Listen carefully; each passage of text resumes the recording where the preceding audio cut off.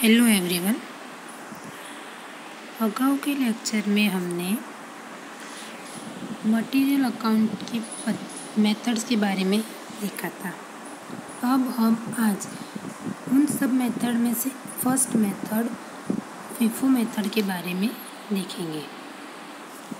तो ये है हमारी FIFO method, first in first out FIFO method, यानी कि जो फर्स्ट आता है, जो प्रथम आता है, वो ही प्रथम माल जाएगा वो पद्धति।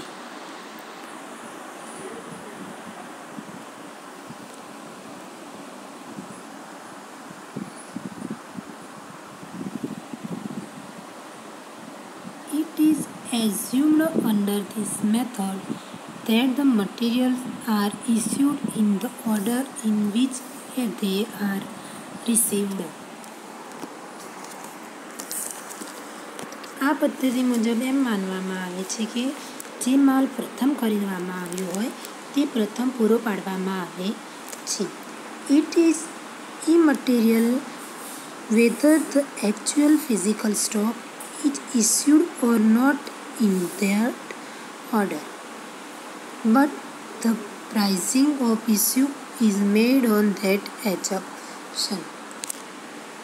એટલે કે જે ક્રમમાં માલની ખરીદી કરવામાં આવી હોય તે જ ક્રમમાં કારખાનામાં માલ મોકલવામાં આવે છે કે પૂરો પાડવામાં આવે છે. For example, first 100 kg of material were purchased at ₹25 per kg on 1st January and 120 kg at ₹24 on 20th January. On 25th January, 75 kg are issued to production. यानी कि જાન્યુઆરીની પહેલી તારીખે 25 કિલોના ભાવે 100 કિલો માલ અને જાન્યુઆરીની 20મી તારીખે 120 કિલો માલ 24ના ભાવે ખરીદે અને 25મી જાન્યુઆરીના 75 કિલો માલ પૂરો પાડવામાં આવે. Here the issue will be from the first lot of 100 kg and will be priced at ₹20 per kg. એટલે કે પહેલી જાન્યુઆરીના જથ્થામાંથી 25 કિલોના ભાવે માલ પૂરો પાડવામાં આવશે. Now there will be stock of 25 kg at ₹25 and 120 kg at ₹24. એટલે કે સ્ટોકમાં 25 કિલોનો માલ 25 રૂપિયાના ભાવનો અને 120 કિલો માલ 24 રૂપિયાના ભાવનો રહેશે. Suppose on 29th January again 40 kg are issued to production. હવે પછી કે તારીખ 29 જાન્યુઆરીના રોજ 10 કિલો માલ 23ના ભાવે ખરીદ્યો.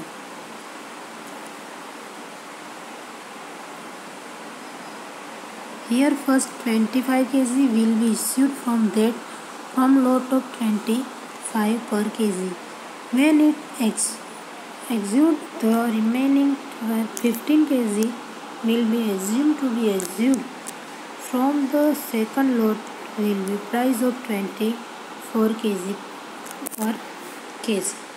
यानी कि उसके बाद जो 15 किलो माल मोकलवानो હતો એ 24 કિલોમાંથી મોકલીશ.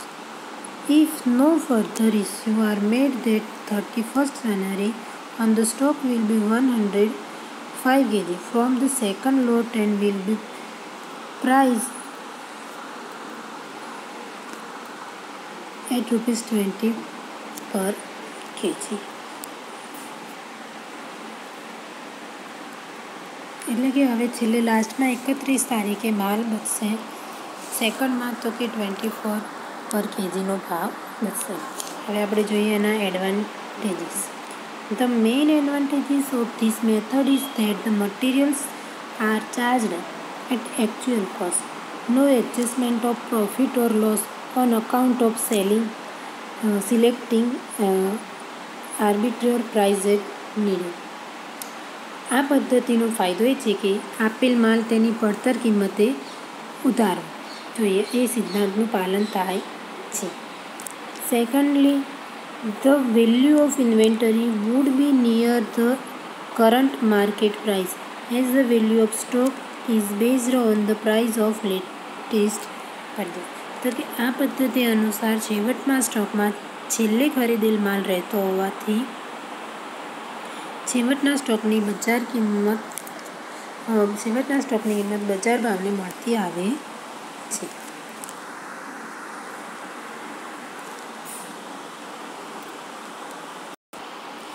Secondly, the rule that perishable items must be stored in the order in which they are purchased is observed. નાશવંત કે જલ્દી બગડી જાય એવી વસ્તુઓ જે ક્રમમાં ખરીદી હોય તે ક્રમમાં જ આપવી કે વેચવી જોઈએ એ નિયમનું અહીંયા પાલન થશે. હવે આપણે જોઈએ disadvantages. However, it is not free from certain defects such as the method involve a complicated calculation and entail must create clerical work. આ પદ્ધતિની મહત્ત્વની ખામી એ કે તેમાં ઘણી ગણતરીઓ કરવાની હોય એટલે કે કેલ્ક્યુલેશન વધારે કરવાનું હોય અને એના હિસાબો ગૂંચવડા ભરાવા એટલે એમાં ભૂલ રહેવાની શક્યતા હોય છે. The application of the system may prove unjust during following crises in the sense that one job started a little later may be charged at lower price and the other job started little earlier may be charged at a higher price because the material from the earlier lot may have been adjusted. Thus, two jobs using material of the same nature are charged different prices. આ પદ્ધતિમાં કેટલીક વાર બે જોબની સરખામણી કરવામાં મુશ્કેલી ઊભી થાય. ફક્ત થોડા સમય પહેલાં આપેલી માલની કિંમત અને થોડા સમય પછી બીજા જથ્થામાં આપેલ માલની કિંમતમાં તફાવત રહે છે. In time of raising price, the material are charged to lower price as they are issued from earlier issue and the cost of production would be lower. Reserve would be the case in period of falling prices. જ્યારે ભાવ વધી રહ્યા હોય ત્યારે ઉત્પાદન અંગે અગાઉની ખરીદીના ભાવે કાચા માલની કિંમત ગણવામાં આવે જે હાલના ભાવ કરતાં ઘણો ઓછો હોય. આમ ઉત્પાદનની પડતર ઓછી આવે અને નફો શું થાય આપણને વધારે દેખાય. તો આપણે આની અંદર એડવાન્ટેજીસ 3 જોયા અને ડિસએડવાન્ટેજીસ હવે જોઈએ. In spite of above mentioned defect as the value of closing stock is nearest to its current market price, this method is very popular and it is recommended by International Accounting Standard Committee. આ પદ્ધતિ ઘણી પ્રચલિત છે કારણ કે છેવટના સ્ટોકની કિંમત તેની નજીકની ખરીદ કિંમતને મળતી આવતી હોવાથી સ્ટોકનું મૂલ્યાંકન લગભગ તેની ચાલુ બજાર કિંમતે થાય છે. ઇન્ટરનેશનલ અકાઉન્ટિંગ સ્ટાન્ડર્ડ કમિટીએ પણ સ્ટોકના મૂલ્યાંકન માટે આ પદ્ધતિને માન્યતા આપેલી છે. તો આપણે આ જોઈએ FIFO મેથડ. હવે આપણે એક એક્ઝામ્પલ લઈએ FIFO મેથડનું અને એના પછી આપણે LIFO મેથડ વિશે જોઈશું.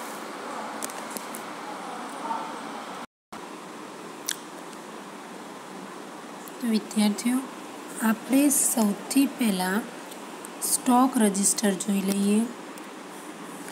તો FIFO પદ્ધતિ અનુસાર સ્ટોક રજિસ્ટર આપણને આપ્યું છે. Stock register under FIFO method.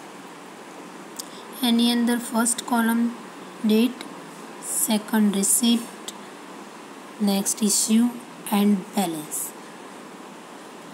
Receipt में 4 कॉलम होंगे. First inward number, quality, rate and amount. इसी तरह इश्यू में भी 4 कॉलम होगी. Outward number, quantity, rate and amount. उसके बाद बैलेंस, तो बैलेंस में सिर्फ 3 ही कॉलम होंगे, quality, quantity, rate and amount. उसमें इनवर्ड या आउटवर्ड नंबर होगा नहीं, क्योंकि वो बैलेंस है, स्टॉक है, तो उसमें नहीं होगा। तो इस तरह का आपको कोष्टक बनाना है। फीफो मेथड का भी ऐसा है, लिफो मेथड का भी ऐसा ही कोष्टक है, और वेटेड एवरेज मेथड का भी ऐसा ही कोष्टक है। सारे सम में आपको एक ही जैसी कोष्टक बनाना है। अब हम एक एग्जाम्पल देखते हैं फीफो मेथड का, तो स्टार्ट करते हैं। पहला हम एग्जाम्पल देखते हैं, ये आपका एग्जाम्पल देखो। The following is the receipt and issue of the certain material of factory for quarter ending on 31 मार्च 2011, यानी कि हमारा मार्च एंडिंग तक हमारा क्वार्टर है। जनवरी 2011 first date, opening balance 20 kg at ₹2. January 2011 for date issued 10 kg. February 1st purchased 30 kg at ₹2.50 per kg. February 6 issued 20 kg. February 28 issued 10 kg. March 4 purchased 20 kg at ₹3 per kg, and March 16 issued at 15 kg. From the above mentioned information, you are required to prepare stock register, assuming that issued at priced on FIFO method. तो कौन सी method use करने की है? FIFO method. And state the value of stock on 31 मार्च 2011, यानी कि and की, आखिर की, क्लोजिंग की वैल्यू हमें फाइंड करनी है। तो ये थी हमारा एग्जाम्पल। अब हम देखते हैं कि फर्स्ट को हमने, हमारा बैलेंस है, फोर्थ को उसने इश्यू किया है, उसके बाद परचेज़ किया, उसके बाद फिर इश्यू किया, उसके बाद इश्यू किया, और उसके बाद परचेज़, और उसके बाद इश्यू किया। ये था। और हम हमें मेथड यूज़ करनी है फीफो मेथड। फीफो मेथड यानी कि जो फर्स्ट आएगा वो ही फर्स्ट जाएगा, जो मटेरियल फर्स्ट आता है वो उस मटेरियल को हमें फर्स्ट भेजना है। तो अब हम स्टार्ट करते हैं। जनवरी 2011, तो हमें डेट में लिखते हैं। डेट में सबसे पहले हमें ईयर लिखने का है, तो ईयर है हमारा 2011। उसके बाद मंथ, तो मंथ है जनवरी, और उसके बाद हमारी डेट, तो डेट है हमारी फर्स्ट, तो यहाँ पे हम लिखते हैं 2011 जनवरी 1। उसमें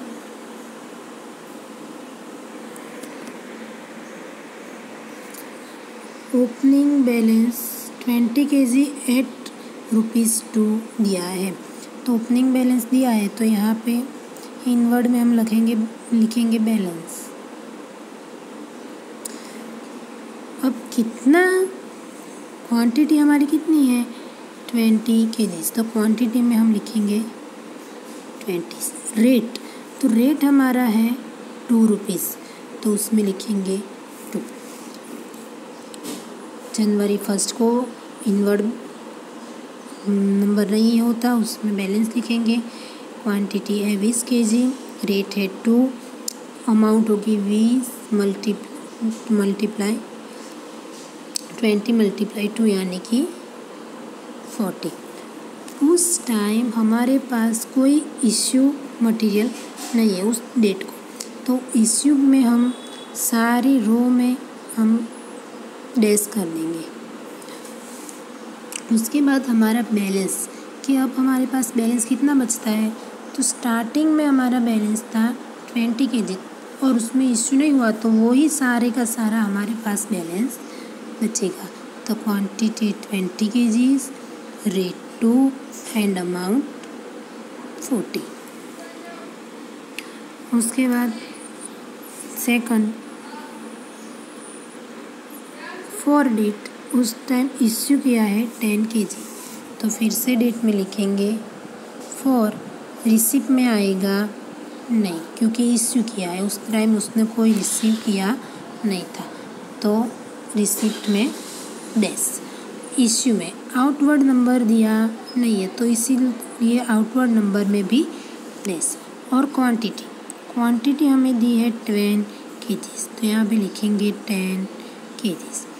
अब हम ये 10 kg इश्यू कहाँ से करेंगे, तो यार हमारे पास 20 kg का बैलेंस है, उसमें से हम 10 kg दे देंगे। तो 20 kg का रेट है 2, तो यहाँ पे भी रेट लगेगा 2। 10 × 2 यानी कि 20।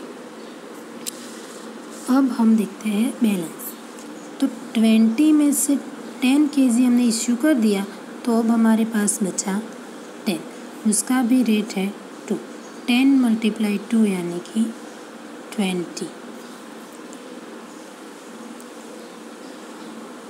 तो हो गया। हमारे फर्स्ट डेट को था और हम बैलेंस था 20 kg, 2 रेट था, अमाउंट 40। उस टाइम बैलेंस भी इतना ही था 20 to 40। उसके बाद 4 डेट का 4th को हमने इश्यू किया मटेरियल 10 kg, तो वो 10 kg हमारे पास बैलेंस था 20 kg, उस 10 kg में से 10 kg दे दिया, उसका रेट था 2, तो हमें अमाउंट मिली 20 में से 10 kg चला गया तो बचा 10, तो उसका बैलेंस है 10 × 2 यानी कि 20। अब next, February 1st purchase 30 kg at ₹2.50 पर kg। अब फेब्रुआरी आई है, तो हम डेट में लिख देते हैं February 1st। उस टाइम हमने परचेज़ किया है, पर हमारे पास इनवर्ड नंबर नहीं है, तो उसमें हम डैश करेंगे।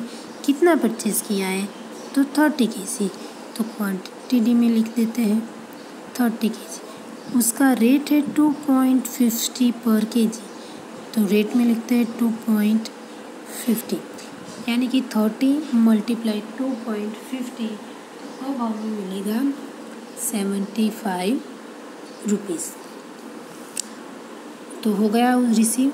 अब उस टाइम हमारा कोई इश्यू यानी कि मटेरियल इश्यू था नहीं, तो उस सारे कार्यों में हमने डैश कर दिया। अब हम बैलेंस के देखते हैं। बैलेंस में हमारे पास पुराना बैलेंस है 10 और अब हमने नया परचेज़ किया 30, तो 10 का रेट है 2 और 30 का रेट है 2.50, तो 2.50 यानी 10 + 30 हमारा होगा 40 kg। तो 10 × 2 यानी कि 20, 30 × 2.50 यानी कि 75, तो कुल होगा हमारा 95। हमारा बैलेंस था, उसके बाद हमने स्टॉक इश्यू किया, उसके बाद न्यू परचेज़ किया। अब उसके बाद हम देखते हैं 6 डेट को। तो February की 6 डेट इश्यू किया है 20 kg, तो यहाँ पे हम लिखते हैं 6 डेट इश्यू किया है, इसीलिए रिसिप्ट में कुछ आएगा नहीं, तो सारे रिसिप्ट के रो में हमने डैश कर दिया। अब इश्यू में आउटवर्ड नंबर हमको दिया नहीं है, इसीलिए इश्यू में आउटवर्ड नंबर के कॉलम में मैं डैश करती हूँ। क्वांटिटी, तो क्वांटिटी हमने की है 10 kg, तो हमने क्वांटिटी कितनी दी है, इश्यू की है 10 kg। अब हम देखते हैं हमारा बैलेंस, कि हमारे पास तो बच्चा है पुराना 10 और नया 30, तो हम किस में से ये 10 kg स्टॉक देंगे, किस में से हम इश्यू करेंगे, तो अब हम देखते हैं यहाँ पे देखो अमाउंट में, रकम में, कि यहाँ लिखा है कि फीफो मेथड यानी कि जो फर्स्ट आता है वही फर्स्ट जाएगा। तो फर्स्ट हमारा आया है ये 10 kg, तो इस 10 kg में से हम फर्स्ट माल यानी कि मटेरियल भेज देंगे। तो 20 देना है, तो 10 तो यहाँ पुराना था वो दे दिया, उसका रेट है 2, तो 10 kg 2 रेट पे दे दिया यानी कि हुआ 20। उसके बाद अब हमको देने का है 10, कितना बचा हमारा 10 देने का है 10 kg, तो वो 10 kg हम ये 30 में से देंगे, तो उसका रेट है 2.50, तो 2.50। फिर से एक बार देखते हैं कि 20 kg मटेरियल हमको इश्यू करना था और हमारी मेथड थी, यहाँ देखो हमारी मेथड थी फीफो मेथड। तो फीफो मेथड यानी कि फर्स्ट आएगा वही फर्स्ट जाएगा, तो यहाँ पे हमें फर्स्ट आया है 10 kg, तो ये 10 kg हमें फर्स्ट दे दिया, तो उसका रेट था 2, तो वो भी हमने यहाँ पे लिख दिया। तो 10 × 2 यानी कि 20। अब बाकी बचा 10 kg, तो वो हम यहाँ 30 में से देंगे। 30 में से 10 दिया था, उसका रेट था 2.50, तो यहाँ पे लिखेगा 2.50। अब यहाँ पे आएगा 10 × 2.50 यानी कि 25। तो अब टोटल हुआ 45, तो हमने 45 रुपीज़ का मटेरियल इश्यू किया। अब हम देखते हैं बैलेंस में, तो अब हमारा बैलेंस कितना बचा, देखो कि ये 10 था वो तो यहाँ पे चला गया, अब ये 30 था, 30 में से 10 भी चला गया, तो अब हमारा बचा 20। तो ये 20 का रेट है 2.50, तो यहाँ पे लिखते हैं 20 × 2.50, तो अब हमारा होगा 50 रुपीज़। तो ये हमारा 6 डेट का इश्यू भी हो गया। अब हम नेक्स्ट देखते हैं 28 डेट को इश्यू किया 10 kg, अब फिर से इश्यू किया है 28 को, तो रिसीव के कॉलम में कुछ आएगा नहीं, उसमें हम क्या करेंगे, डैश करेंगे। अब इश्यू में हमने इनवर्ड या आउटवर्ड नंबर नहीं दिया, तो उसमें भी हम डैश करेंगे।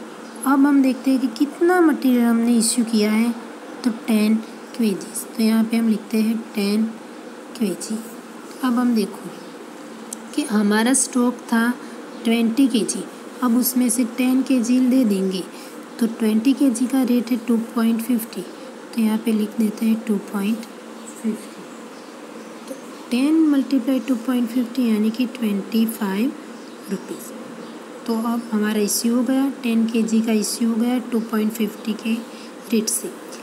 अब हमारा बैलेंस बचा 20 था, 20 में से 10 kg तो दे दिया, तो अब बचा 10 kg, उसका भी रेट 2.50, तो यहाँ पे हमारा होगा 25 रुपीज़। ये था हमारा फरवरी 28 डेट का इश्यू। फिर से एक बार यहाँ तक फिर से मैं आपको समझा देती हूँ कि हमारा स्टार्टिंग में बैलेंस था 20 kg, उसका रेट 2 था, तो हमें अमाउंट मिली 40। उस टाइम कोई ज़ात का इश्यू नहीं था, तो हमारा बैलेंस भी उतना ही बचा 20 kg, रेट 2 और अमाउंट 40। उसके बाद नेक्स्ट डेट को हमने इश्यू किया 10 kg, तो हमारे पास बैलेंस था 20, उसमें से हमने 10 kg इश्यू कर दिया, उसका रेट था 2, तो 20 रुपीज़। अब हमारे पास बैलेंस बचा 20 kg में से 10 kg लेस हो गए, तो बचा 10, उसका रेट भी 2 यानी कि 10 × 2 यानी कि 20। अब हम देखते हैं उसके नेक्स्ट डे को यानी कि फरवरी 1 डेट को हमने परचेज़ किया, मटेरियल परचेज़ किया 30 kg और उसका रेट था 2.50, तो 30 × 2.50 यानी कि 75। उस टाइम हमने कोई जात का इश्यू यानी कि मटेरियल इश्यू नहीं किया। तो अब हमारा बैलेंस बचा, देखिए ओल्ड बैलेंस 10 था, तो ये 10 और न्यू परचेज़ किया 30, तो 30 तो 10 + 30 यानी कि 40 का हमने मटेरियल इश्यू, हमारे पास मटेरियल बैलेंस है। उसके बाद देखिए कि ये 10 है, तो 10 का रेट है 2, तो 10 × 2 यानी कि 20, और 30 का रेट है 2.50, तो यहाँ पे 30 मल्टीप्लाई 2.50 यानी कि 75, टोटल हुआ 95 का स्टॉक हमारे पास है। अब उसके नेक्स्ट डे 6 डेट को हमने कोई ज़्यादा रिसीव मटेरियल किया नहीं है, बट इश्यू किया है, मटेरियल इश्यू किया है 20 kg। अब 20 kg मटेरियल इश्यू किया है, पर यहाँ पे तो 2 टाइप्स के मटेरियल है, तो हम किस मटेरियल इसमें से पहला 20 kg देंगे। तो देखिए अमाउंट में कि हमारी मेथड है FIFO मेथड, तो जो फर्स्ट आएगा वो ही देंगे। तो जो फर्स्ट है वो 10 है, तो उसमें से 10 हमने दे दिया, उसका रेट था 2, तो ये 2, तो 10 मल्टीप्लाई टू 20, अब हमको देने का बचा 10, तो वो 10 हम ये 30 में से देंगे, तो उसका रेट है 2.50, तो 30 मल्टीप्लाई 10 मल्टीप्लाई 2.50 यानी कि 25, तो टोटल इश्यू हुआ 45। अब हमारा बैलेंस बचा 10 तो चला गया, अब 30 में से भी 10 चला गया, तो बचा 30 लेस 10 यानी कि 20, उसका रेट है 2.50, तो 20 मल्टीप्लाई 2.50 यानी कि 50 रुपीज़। अब उसकी नेक्स्ट डे यानी कि 28 को फिर से हमने इश्यू किया 10 kg, तो अब हमारे पास था 20 kg, उसमें से 10 kg दे दिया, उसका रेट था 2.50, तो 10 मल्टीप्लाई 2.50 यानी कि 25। अब हमारे पास बैलेंस बचा है, 20 में से 10 चला गया, तो 10, उसका रेट 2.50 यानी कि 25 रुपीज़ बचे। अब हम देखते हैं मार्च की 4th डेट, यानी कि परचेज़ किया है हमने 20 kg ₹3 पर kg। तो हम यहाँ डेट में लिख देते हैं March 4। तो उस टाइम हमने परचेज़ किया है, पर हमारे पास इनवर्ड नंबर नहीं है, तो उसमें डेज किया, परचेज़ किया 20 kg से रहा, और उसका रेट है 3 पर kg, तो यानी कि 20 मल्टीप्लाई 3 यानी कि 60, परचेज़ हो गया। अब उस टाइम कोई इश्यू यानी कि मटेरियल हमने इश्यू नहीं किया, तो अब हमारा बैलेंस बचेगा पुराना 10 और नया परचेज़ किया 20, तो टोटल हुआ 30। पुराना 10, तो 10 का रेट है 2.50 और 20 का रेट है 3, तो 10 मल्टीप्लाई 2.50 यानी कि 25, 20 मल्टीप्लाई 3 यानी कि 60, तो हमारे पास हुआ 85 का स्टॉक। अब हम देखते हैं लास्ट में कि मार्च 16 को इश्यू किया 15 kg, तो अब यहाँ पे हम डेट लिख देते हैं 16। उस टाइम हमारे पास कोई रिसीव नहीं हुआ, तो रिसिप्ट में नहीं आएगा, डेस आएगा। इश्यू किया है, पर इश्यू के आउटवर्ड नंबर में भी डेस आएगा, क्योंकि हमारे पास आउटवर्ड नंबर नहीं है। अब हम देखते हैं कि क्वालिटी, कितनी क्वालिटी हमने इश्यू किया 50 kg, तो हम यहाँ पे देखते हैं 50 kg। अब ये 50 kg हम कहाँ पे से देंगे, हमारी मेथड कौन सी है, देखो यहाँ FIFO मेथड, फर्स्ट आया वही फर्स्ट जाएगा, तो उसमें से फर्स्ट कौन सा है 10 kg है, तो 10 kg तो हम यहाँ से दे देते हैं, तो उसका रेट है 2.50 यानी कि 25। अब हमारे को माल इश्यू करना है 5 kg, 50 kg करना था, उसमें से 10 kg दे दिया, अब 5 kg हम A20 में से देंगे, तो A20 का रेट है 3, तो उसका 5 मल्टीप्लाई 3 यानी कि 50, यानी कि टोटल इश्यू किया 40।